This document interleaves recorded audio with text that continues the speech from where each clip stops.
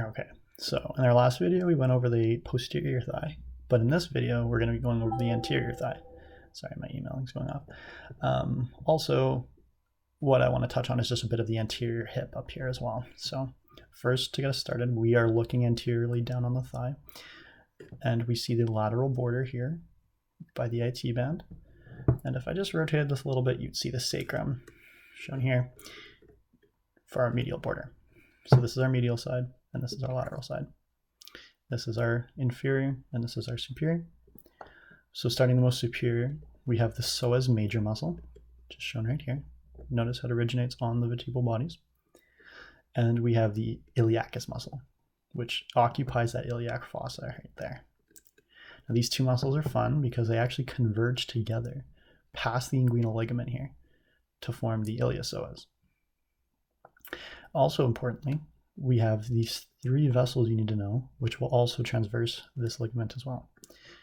Starting medial and moving laterally, we have the acronym VAN, V-A-N, which stand for the femoral vein, femoral artery, and the femoral nerve. So let's get into the muscles of the anterior thigh, which are all shown here. We're going to start laterally here. Remember the IT band's lateral. And we have the TFL. So its major role is to control the tautness of this IT band. And sorry, TFL stands for tensor fasciae latae. Sounds like a Starbucks drink, but it's not. It's actually a muscle. And also sharing a pretty similar origin is the sartorius muscle. And this makes a long S. S for Starbucks, apparently. So that went into my head.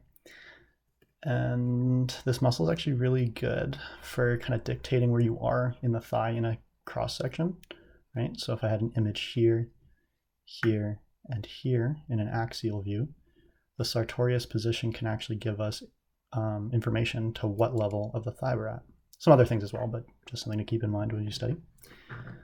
But forget that all for a minute. I'm just going to take these muscles off. I'm going to dive a bit into the vastus muscles rather.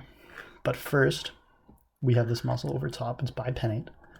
And you'll hear it referred to as the hot dog in the bun. I really don't like that. So just remember that rectus femoris is this most superficial here. Okay. And underneath it, we get into our muscles of importance, which is our vastus lateralis.